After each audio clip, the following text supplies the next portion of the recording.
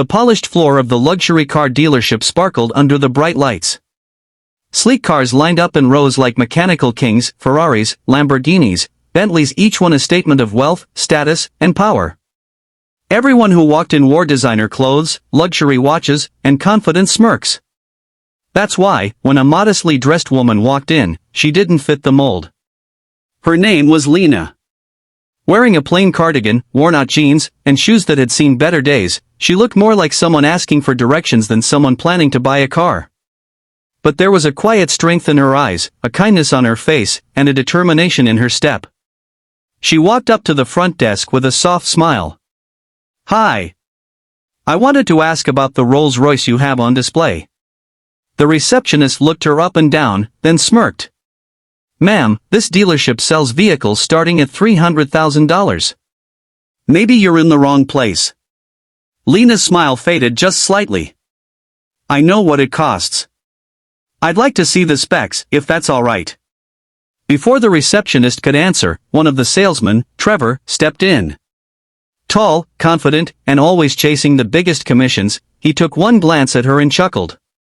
"Look, lady, we don't do window shopping tours.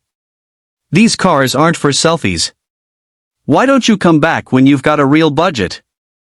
A few other staff nearby laughed. Lena felt the sting but stood her ground.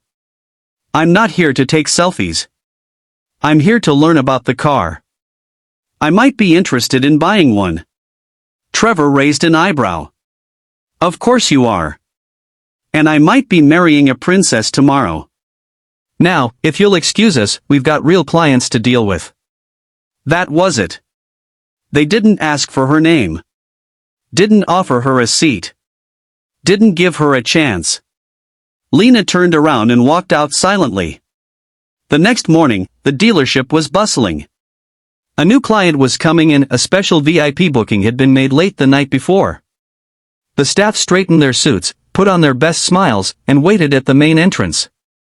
At exactly 10 a.m., a jet-black Rolls Royce Phantom pulled up outside the dealership, engine humming softly like a beast barely contained. The chauffeur stepped out, walked around, and opened the rear door. Out stepped Lena.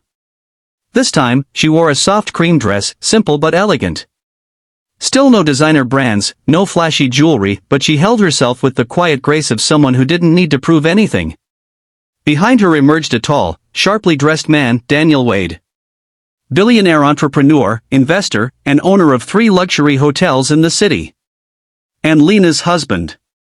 Trevor's face turned pale. Daniel walked in with his arm around Lena. "Good morning. My wife came in yesterday. She said she wasn't treated very well. That true?" The receptionist stammered. Trevor looked frozen. Lena stepped forward, calm but firm. "I was dismissed because of how I looked. Judged in seconds. Treated like I didn't belong. All BK.